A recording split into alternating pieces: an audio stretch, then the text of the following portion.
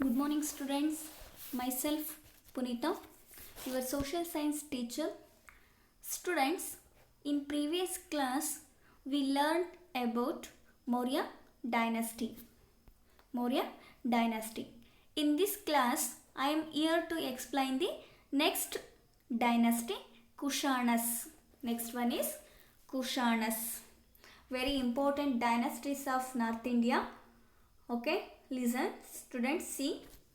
Kushana Empire. See. Okay, Kushanas. Very important dynasties in North India. Okay, students, you see Kushanas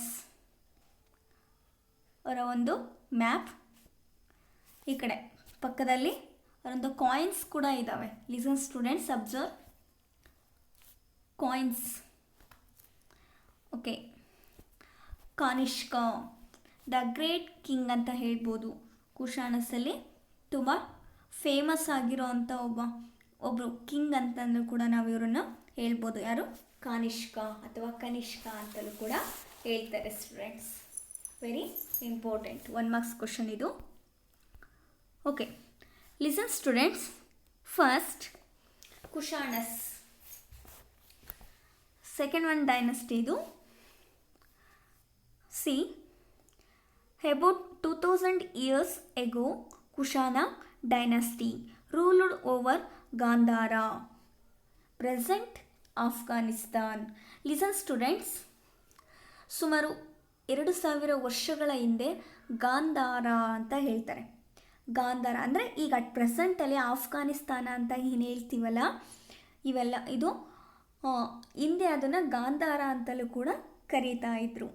ruled over Gandhara gradually many places in India came under the rule of ಕುಶಾನಸ್.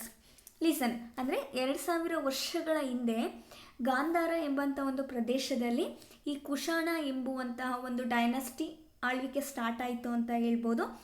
ಕಾಲಕ್ರಮೇಣವಾಗಿ ಇಲ್ಲೇನಾಯಿತು ಅಂತಂದರೆ ಕೆಲವೊಂದು ಭಾಗಗಳು ಕುಶಾನರ ಪಾಲಾದವು ಅಂತಲೂ ಕೂಡ ನಾವು ಹೇಳ್ತೀವಿ.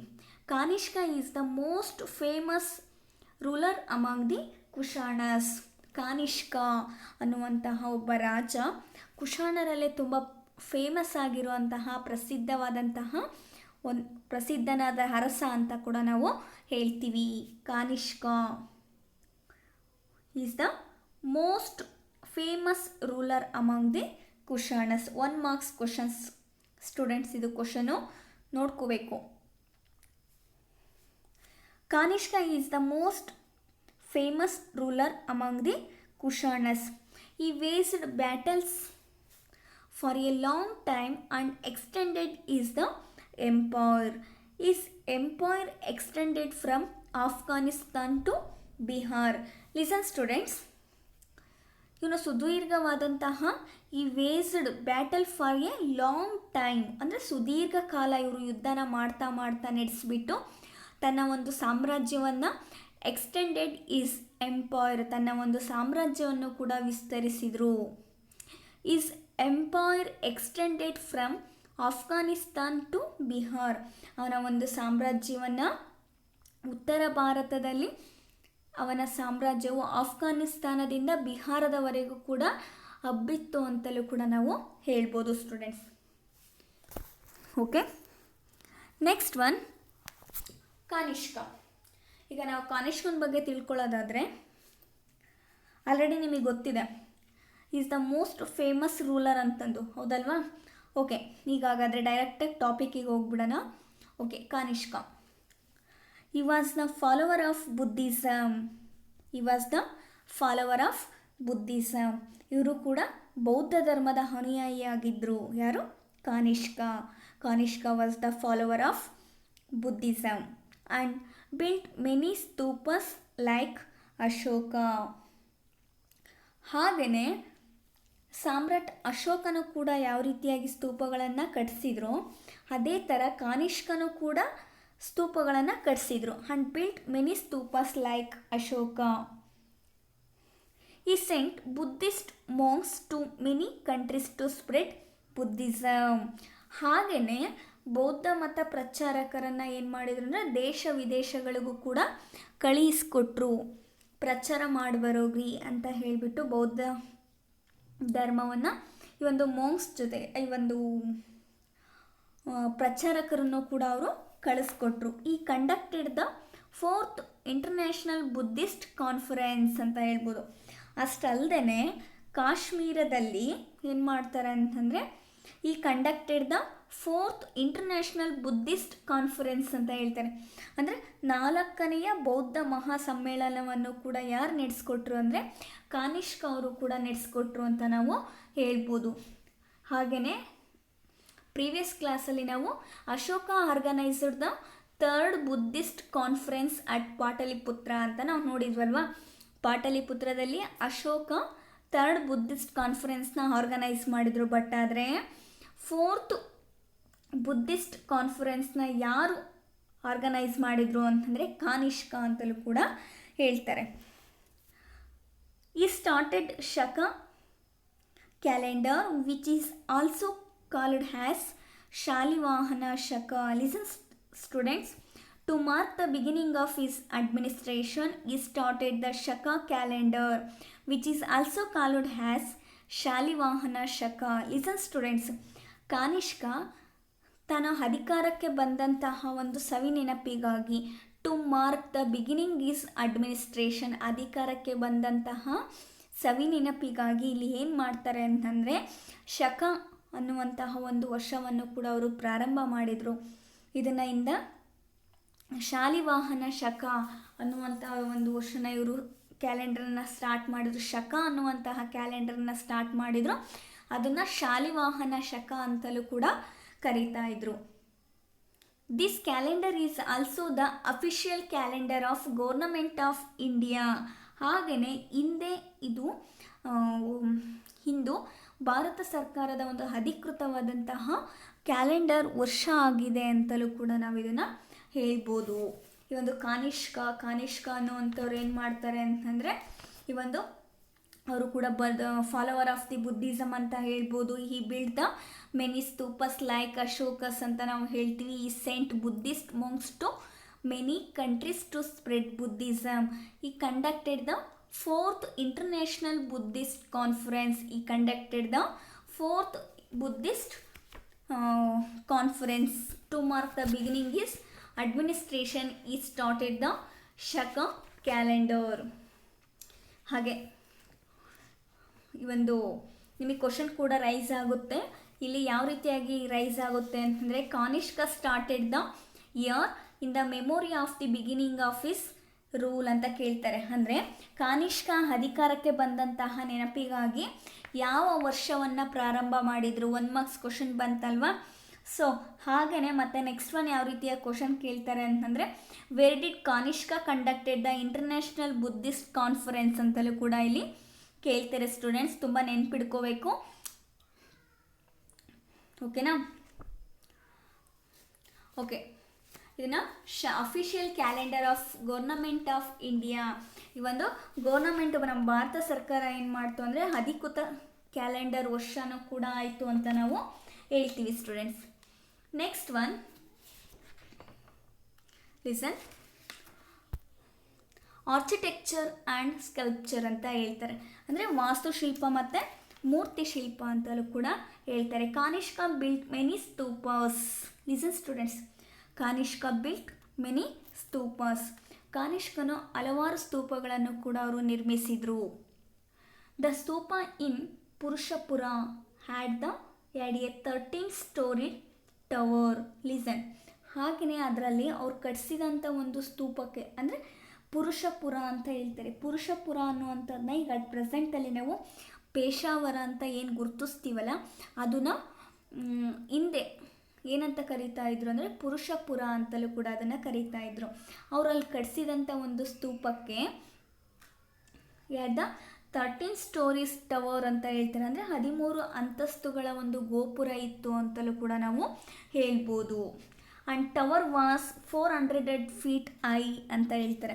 ಅಷ್ಟಲ್ಲದೆ ಆ ಒಂದು ಗೋಪುರ ಅನ್ನುವಂಥದ್ದು 400 ಅಡಿ ಎತ್ತರ ಇದೆ ಅಂತಲೂ ಕೂಡ ನಾವು ಹೇಳ್ತೀವಿ. It was a building of wonder then, ಇದು ನೋಡೋದಕ್ಕೆ ತುಂಬ ಕೌತುಕ ಅಂತಲೂ ಕೂಡ ಅನ್ನಿಸುತ್ತೆ. He had also a built Kanishkapura. Listen students, he had also built Kanishkapura. ಹಾಗೆಯೇ ಕಾನಿಷ್ಕಪುರ ಎಂಬುವಂತಹ ಒಂದು ನಗರವನ್ನು ಕೂಡ ಅವರು ನಿರ್ಮಾಣ ಮಾಡಿದರು ಅಂತಲೂ ಕೂಡ ನಾವು ಹೇಳ್ಬೋದು. ವೆರಿ ಇಂಪಾರ್ಟೆಂಟ್ ಅಂತ ನಾವು ಹೇಳ್ತೀವಿ. ಇದ್ರ ಮೇಲೂ ಕೂಡ ನಿಮಗೆ ಕ್ವಶನ್ ಕೂಡ ರೈಸ್ ಆಗುತ್ತೆ ಅಂತ ನಾನು ಹೇಳ್ತಾ ಇದ್ದೀನಿ. 1 ಮಾರ್ಕ್ಸ್ ಕ್ವಶನ್ ಕೂಡ ಇಲ್ಲಿ ರೈಸ್ ಆಗುತ್ತೆ. ಯಾವ ರೀತಿಯಾಗಿ ರೈಸ್ ಆಗುತ್ತೆ ಅಂತ ನಾವು ನೋಡೋದಾದ್ರೆ, ಈ ಕಡೆ ಈ ಒಂದು ಕಾನಿಷ್ಕ ಕಟ್ಟಿಸಿದಂತಹ ಒಂದು ಊರು ಯಾವುದು ಅಂತಂದರೆ ಇಲ್ಲಿ ಕಾನಿಷ್ಕಪುರ ಅಂತಲೂ ಕೂಡ ನಾವು ಇಲ್ಲಿ ಹೇಳ್ತೀವಿ. ವೆರಿ ಇಂಪಾರ್ಟೆಂಟ್ ಇದು. ಓಕೆನಾ ಸ್ಟೂಡೆಂಟ್ಸ್, 1 ಮಾರ್ಕ್ಸ್ ಕ್ವಶನ್ ರೈಸ್ ಆಗುತ್ತೆ ಇಲ್ಲಿ. ಈ ಒಂದು ಮ್ಯಾಚ್ ದ ಫಾಲೋಯಿಂಗಲ್ಲಿ ಎ ಪಾರ್ಟಲ್ಲಿ ಕಾನಿಷ್ಕ ಅಂತ ಕೊಟ್ಬಿಟ್ಟು ಬಿ ಪಾರ್ಟಲ್ಲಿ ಕಾನಿಷ್ಕಪುರ ಅಂತಲೂ ಕೂಡ ಇಲ್ಲಿ ಕೊಡ್ತಾರೆ. ಕೊಟ್ಬಿಟ್ಟು ಏನು ಮಾಡ್ತಾರೆ, ಈ ಒಂದು ಮ್ಯಾಚ್ ಮಾಡಿ ರಿಲೇಟೆಡ್ ವರ್ಡ್ಸ್ ಅಂತ ಕೇಳ್ತಾರೆ. ಓಕೆನಾ students? Okay, next he had also built Kanishkapura. ಅವರು ಕಾನಿಷ್ಕಪುರ ಅನ್ನುವಂಥ ಒಂದು ನಗರವನ್ನು ಕೂಡ ಅವರು ನಿರ್ಮಾಣ ಮಾಡಿದರು. Listen students, Kanishka built many stupas. The stupa in Purushapura had the 13-story tower and tower was 400 feet high. It was a building of wonder then. He had also built Kanishkapura. Okay na students? Next one students, Kanishka was a patron of arts ಅಂತ ಹೇಳ್ತಾರೆ. ಇವರು ಕಲಾ ಪೋಷಕರಾಗಿದ್ದರು. ಯಾರು? Kanishka.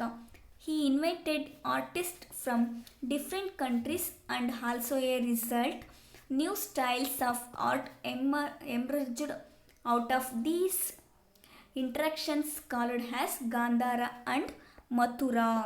Listen students, Kanishka was a patron of arts ಅಂದರೆ ಕಾನಿಷ್ಕ ಅನ್ನೋನು ಕೂಡ ಕಲಾ ಪೋಷಕರಾಗಿದ್ದರು.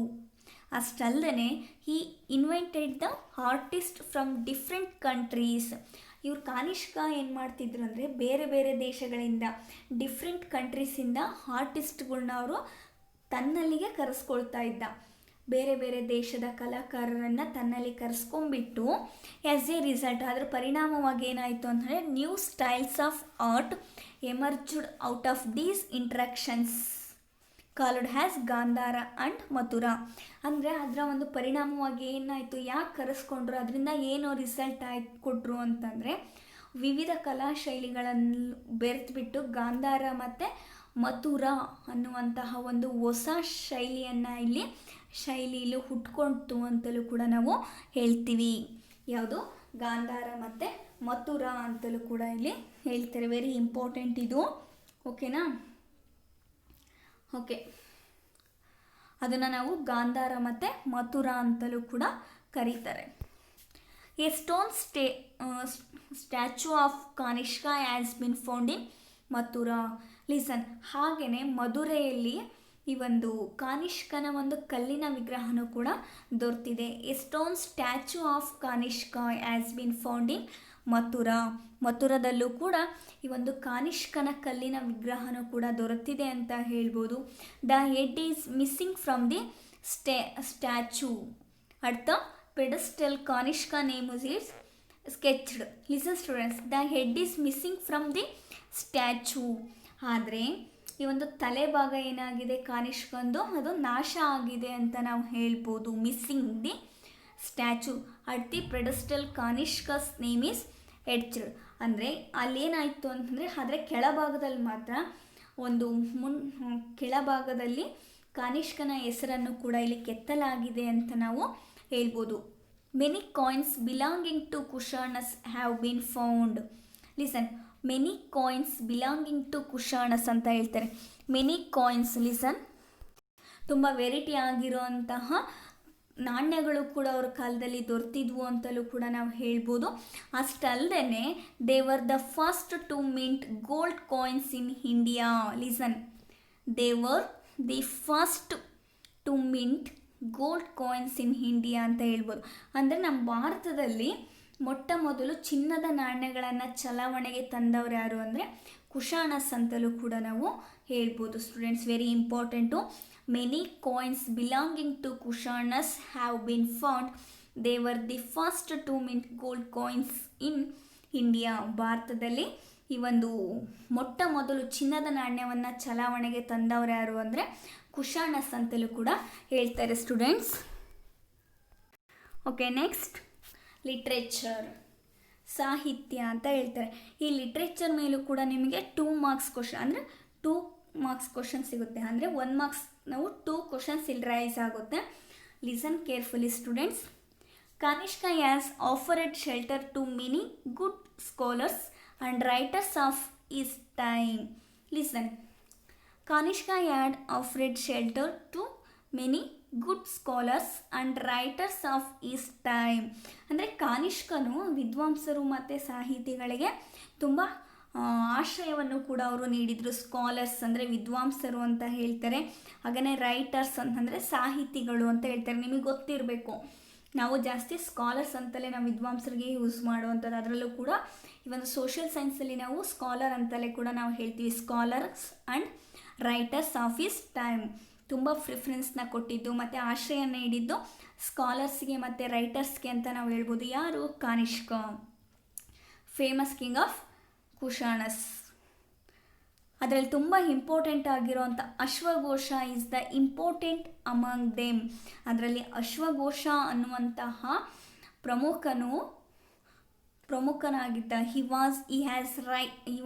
Has written Buddha Charita in Sanskrit. Listen students, 1 marks question ಇದು. ಅಶ್ವಘೋಷ ಬರೆದಿರೋ ಅಂಥ ಕೃತಿ ಯಾವುದು?